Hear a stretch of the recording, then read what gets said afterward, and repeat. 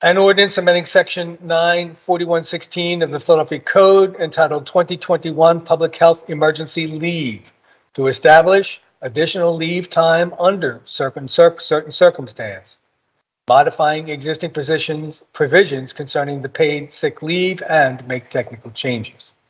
Thank you. Council President, Chair. I have a point of information. Okay. Chair recognizes Councilman Green. Thank you, Council President. First, I'd like to thank the sponsor, Councilmember Brooks, who joined me and Councilmember Dom on Tuesday, I believe, where we were with the SBA Administrator, Isabella Guzman, as well as Mark Morial and Andrea Custis, both from the Urban League. And we learned some interesting data in reference to small businesses, the fact that 40% of small businesses, especially in the African-American community. Councilman, can you hold on one second? So you wanted a point of information, but Councilwoman Brooks and Dom wanted to speak on the bill. Just want to make sure. I understand. I'm God to give my point of information. All right. Thank you, Councilman. Understand. And so we learned that a number of businesses, and I was saying 40% across the nation and 41% here in the city of Philadelphia, African-American businesses were lost during the pandemic. And it's based in that context, wanted to follow up on my point from last week, where Councilmember Brooks stated in this body, she would meet with small business owners and also provide data in reference to how she came up with 25 employee threshold. My understanding, she met with some small businesses, and I want to get some perspective on that. And I also have a question about the data. Oh, well, thank you, Councilman. Chair recognizes Councilwoman Brooks for response, and then subsequently to speak on behalf of the bill, as you earlier referenced. So after the hearing, I did take a deep dive with small businesses with a particular focus on small Black and brown owned businesses in the city. So I amended the bill last week to increase the employer size to businesses to 25 or more employees for the following reasons. According to our own Commerce Department data, which was pulled from the U.S. Bureau Census 2019 County Business Pattern Report, approximately 85% of Philadelphia's businesses have 25 employees, fewer than 25 employees, and are exempt from the COVID-19 leave legislation. And additionally, the average business size citywide is 22 employees and would be excluded under this amended definition. And if we were to increase the thresholds to businesses with 50 or more employees, a mere 6% of Philadelphia businesses would be covered by this legislation. And then back on the data around Black and owned businesses, I evaluated the data that was available, and on average, Black and brown businesses owned businesses in the city would be excluded from this legislation based on the current 25 or more employee threshold. In Philadelphia, Black-owned businesses employ 10.3 employees on average. Asian-owned businesses employ 5.1 employees. Hispanic-owned businesses employ 7.6 employees. And this information came from the 2017 Bureau of Labor Statistics data presented to the Committee on Commerce and Economic Development on October 6 of 2020 by Center City District. And based on that data, the average Black and brown owned businesses would be excluded under the original bill. But I am willing to amend the bill further out of the abundance of caution to encompass more smaller Black and owned businesses. And for weeks now, I've been hearing from businesses about their concerns. And my team and I have consulted with business owners, the diverse chambers, and available data. And I'm confident that this bill as amended will not adversely impact Philadelphia businesses. But we cannot make policy system decisions based on the desire for just one group of stakeholders. And I also talked to dozens of workers, union members, advocates who were adversely affected by previous iterations of this bill lapsing during the dire periods of the pandemic.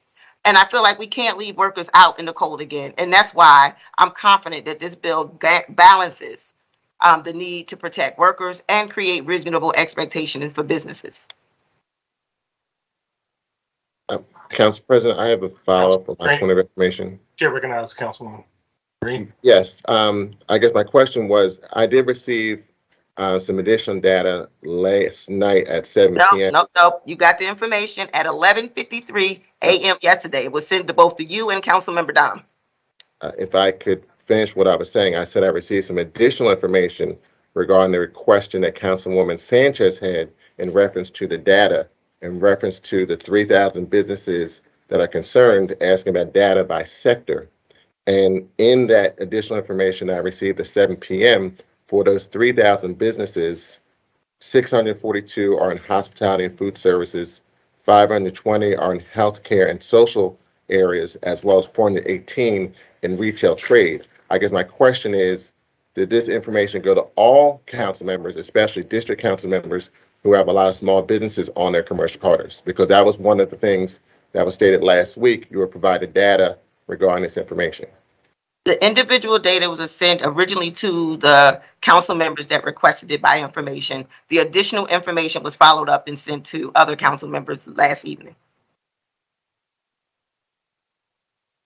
Okay, so I just had a question because last week you said you would meet with the small business group, which sounds like you did on Tuesday, but then you also would not call us up until you provide the data. Just wanted to make sure that all members of council received the data. All members of council that specifically requested the data received it earlier than the other members of council that were included in this vote, and everyone received it last night. Okay. All right. Thank you, Council President. Thank you, Councilman. Councilwoman, did you had earlier requested to be able to speak? Yes, I did. Thank you, Council President. You know, I want to thank my colleagues and the many workers and labor leaders and business owners, the diverse Chamber of Commerce for their feedback and collaboration on this bill. I'm confident that this bill in its current form represents the best interests of workers and business owners alike and will allow our city to move forward into the next phase of living safely in this pandemic together. And I want to acknowledge that the pandemic is unpredictable. Two previous iterations of this bill provided critical protections for workers. However, each of them lasts, leaving workers vulnerable to the spikes of the highly contagious Delta and Omicron variants. With the city dropping the vaccine and mask mandates, the onus is on us now to protect our workers, their families, and the public from the spread of COVID-19. Reestablishing adequate paid sick leave is a key strategy to giving workers the confidence they need to continue to come to work every day. And it's critical in giving the public a peace of mind that sick workers aren't coming in because they can't afford to stay home. And again, I want to thank the many people who provided their input on this bill. And I want to thank my council colleagues for co-sponsoring this legislation. Council members Parker, Squilla, Bass, Gautier, Gilmore Richardson, Gim, and Thomas. Thank you, Council President, for your time. Thank you, Councilwoman. Chair recognizes Councilman Dom. Thank you, Council President. And I want to explain my vote on this bill. And, yesterday the city of Philadelphia lifted its mask mandate, which really signals the pandemic has subsided and conditions have improved dramatically. So with regards to Bill number 22005A, the Public Health Emergency Bill, I want to express my sincere gratitude to you, Councilmember Kendra Brooks, for the spirit of this legislation and its positive impact during the hardest moments of this pandemic. I'm in favor of providing leave options for employees managing COVID for a while longer, but it's the technical aspects of this bill that make it extremely difficult for small, medium-sized businesses, nonprofits who have already barely survived this pandemic to recover fully. Many of them have loans they've taken out and will be paying back for 2 to 5 years. When this legislation was originally enacted, there was PPP money available, and there was federal tax credits available to help small businesses and the nonprofits stay alive and continue to employ many of our residents in the city of Philadelphia. Right now, as we consider this legislation's extension to not the end of this year, but December 31 of 2023, almost 2 years from now, we are expecting these same small businesses and nonprofits who have had no time to fully recover to manage a large cost burden without any federal, state, or local financial supports. As I've expressed to the bill sponsor, I'm willing to compromise, but I will not put our small businesses and nonprofits in such a precarious financial situation as this bill does in its current form. I've requested we apply this legislation to employers with greater than 50 employees and allow it to sunset the end of this year. Should we see spikes in our COVID cases or new variants come this fall, I'm sure this legislative body is willing to reassess the situation then. In speaking with our local small businesses and nonprofits who employ so many of our local residents, and in speaking with the Diverse Chambers Coalition, made up of all our minority chambers of commerce, they all have concerns and oppose this bill. Philadelphia is on the brink of recovery, the brink. And this legislation will be yet another reason why employers will choose to either leave the city or locate elsewhere. I've said it many times in this body, Philadelphia does not exist on an island. And the more we head in that direction, the more our local economy will suffer and our residents in the long run will suffer from a lack of opportunity. For all these reasons, Council President, I'll be voting no on this bill. Thank you. Thank you, Councilman. Chair recognizes Councilman O. Thank you very much, Council President. I have heard from the four Diverse Chamber of Commerce today. One spoke on their behalf. I have received the letters. I suppose other council members have. But the other chambers of commerce are very clear that they oppose this bill any less than 50 and anything in terms of timing that is not corresponding to the state's determination, and certainly not more than a year.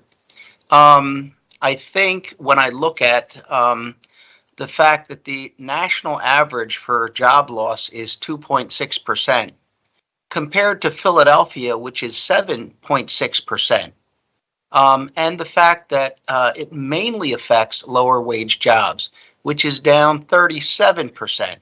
And in 2020, this city lost 62,800 jobs.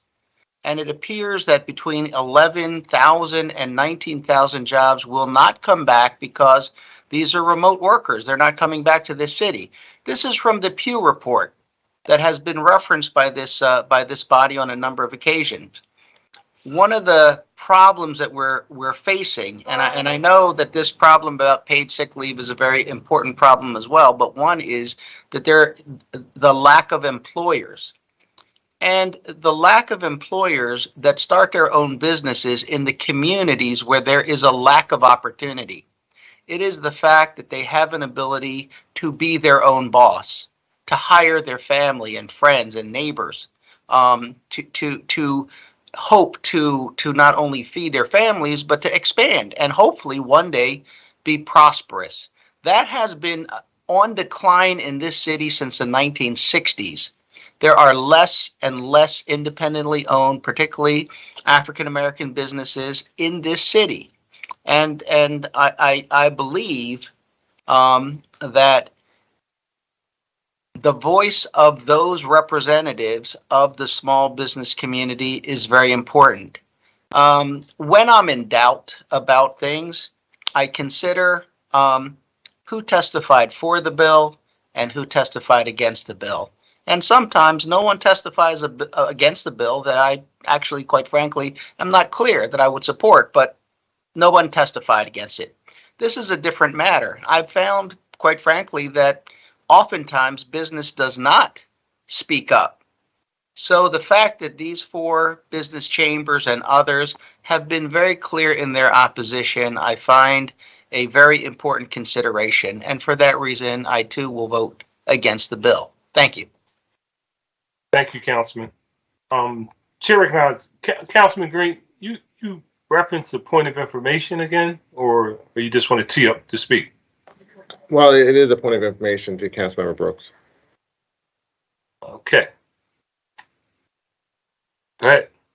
Thank you, Council President. I guess my last point of information for Councilmember Brooks is that in your meeting, which I think is about 47 small businesses that met with you this week, and based on the data that you provided to myself and some council members, about 2,800 establishments will be impacted by this legislation. And I just want to get understanding is that your thoughts is that by meeting with that group this week, that's an adequate outreach to businesses that will be impacted by this legislation. Well, the meeting I had this week, I actually requested the meeting based on the conversation that we had at the chambers. It was their responsibility to bring small businesses to that table. My staff took detailed notes and information around the data that we received, both in the chat and in the conversation. And we also followed up individually with each business owner that was on that call. Based on the data that I received and the questions that I asked in relation to this bill, I still felt it was important for me to move forward as is, as amended today on this bill. Thank you, Council President. Thank you, Councilman. Chair recognizes Councilwoman Bass. Thank you, Mr. President. I just had a quick question. My question was to the sponsor. Thank you for all your work on this. And I know you've really been out here working hard on it. But I do have a concern that just came up. Does every member of council have the same information, the same updated information about this bill? They should. Everyone received the same information yesterday. Okay, so everyone has the same information. Yes. Okay. All right. Thank you. No further questions. Thank you, Councilwoman. Councilman Jones, would you still like to speak? Chair recognizes Councilman Jones. Thank you. I have I'm joined by out-of-town students, so they're getting to an opportunity to hear and experience democracy at its best. I just want to put on the record a couple of things, put in context, and then I'm going to tell you how I'm going to vote on this bill. Not that it will determine the outcome one way or the other, but I want it on the record that there are certain corridors in the city of Philadelphia that have not recovered from the pandemic, have not recovered from the civil unrest. I can ride down those corridors and 20 or so percent, Councilman, President, we always talk about, have not come back and are not coming back. They either took that money from the insurance and ran, or they just were underinsured and couldn't build back. I want us to remember this, because all too often, as we start to move forward with good intentions, as a body, we don't understand the impact, or we aren't feeling the impact of some of the people that represent small business community, particularly Black and brown businesses.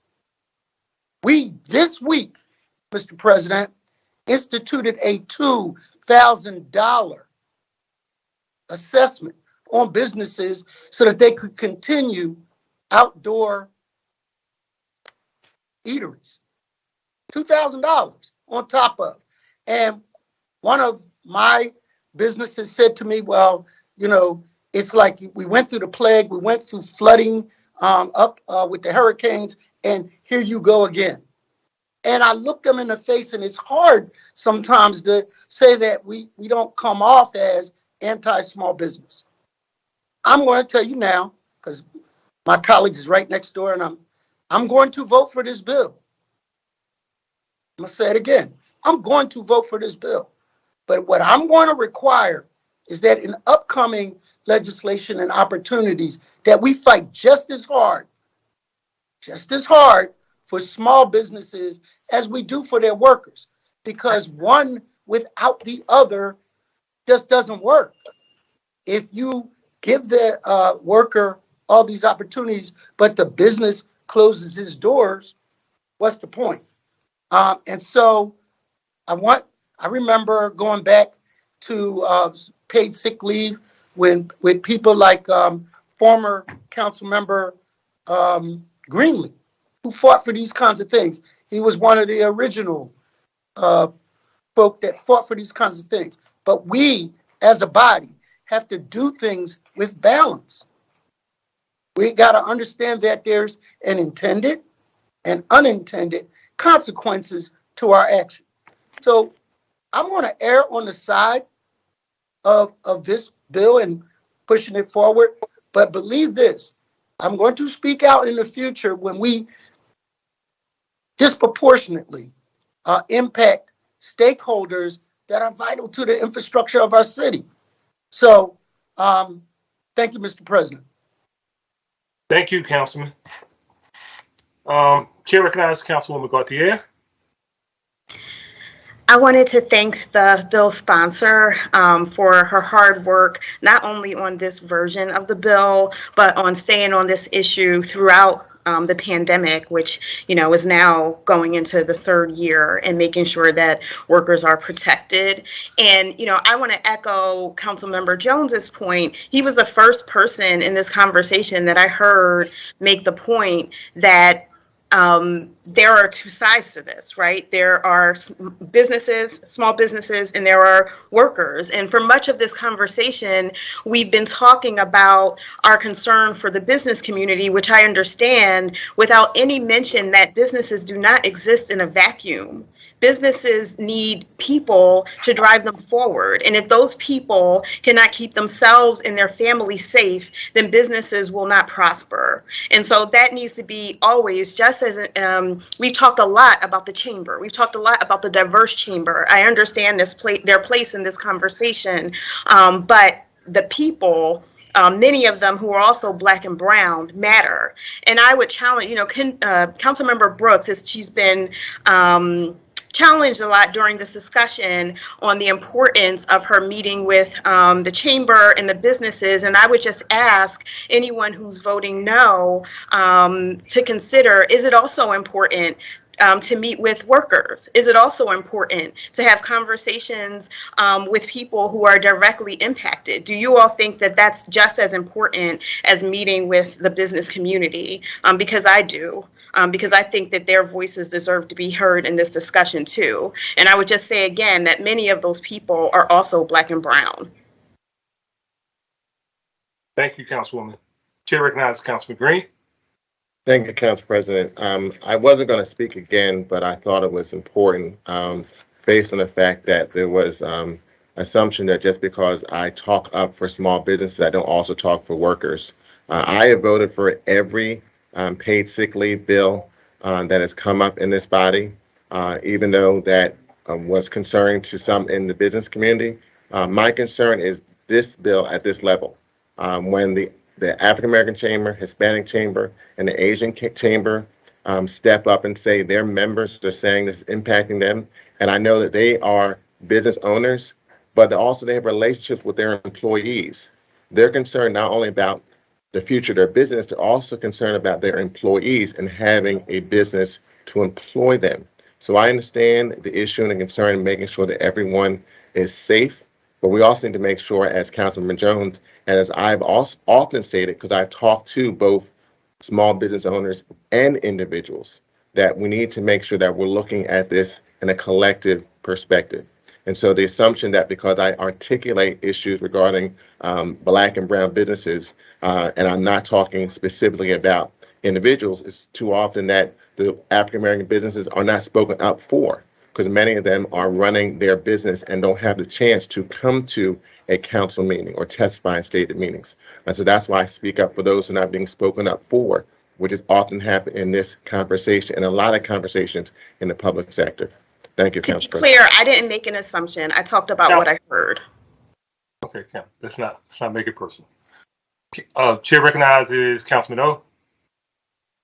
Yeah, thank you very much, Council President. I don't take it personally. I think it's a very legitimate question. Where is, the consideration of workers? And the consideration is there. And I will say that their place of employment, many of them have closed and they don't have a job, and they can't go to some of the other places and get a job. Employment in the neighborhood, in the community, or an opportunity downtown, it's very important. And so I think, as was said, they go hand in hand. There needs to be an opportunity for small businesses to get started, to grow. to provide services in a community where often services are lacking, with an understanding of the needs of the community by people from the community or who employ people in the community. I think that's important. I will also note, as Councilman Derek Green noted, that I introduced a bill and it was passed by this council and signed by the mayor at the outbreak of COVID to protect healthcare workers in a manner that does not sunset, that does protect them. And in the past council sessions, we have fought for the employment of workers and union members in the healthcare industry, in the manufacturing industry, and continue to do so. And with Councilmember Curtis Jones, with his efforts in international investment and opportunities, long history, and particularly on my part, for those interested in the creative arts economy and how important that is. But there's a point where those efforts have to turn into a sustainable method of employment. They want to create a business. They want to see it grow. They need to hire people, and they need to be prosperous in order to do that. So I think that is the balance, and I think that is there. I will say again, I do think that this is a bad time to do it for the reasons that I stated in terms of the numbers, and I think that is a balancing act, and so that issue of the workers is very important, and I want to ensure that they have jobs, and they may one day themselves start their own business after having that experience. Thank you. Thank you, Councilman. Chair recognizes Councilwoman Bass. Well, thank you, Mr. President. I just wanted to make a suggestion. I did reach out to the bill sponsor and ask if it was a possibility, particularly on the sunset provision, if it was possible that if numbers continue to drop at a rate in which they're dropping right now in terms of COVID and the need for having this piece of legislation, if there was a willingness to basically do another bill to address ending the sunset a whole lot sooner than what is being suggested now. And bill sponsor, Councilwoman Brooks, is, from my understanding from our conversation, our dialogue, is certainly willing to do that. So I just really wanted to thank her for being open and, willing to compromise. I really do like to always give all of my colleagues the benefit of the doubt that we can always try to work something out. One of the problems, I think, with government is where we see something is not working or it's not working as intended, and we don't address it. We don't step in. We don't use the tools that we have to make things better when we can. And I think that her willingness to make the change regarding the sunset is a big step forward, and I really do appreciate that. So I just wanted to publicly acknowledge her willingness to compromise in this matter and thank her for that effort. Thank you, Mr. President. Thank you, Councilwoman. Councilwoman Brooks, did you want you're good? Okay. I'm good. I'm good. All right. Chair recognizes Councilwoman Quinona Sanchez.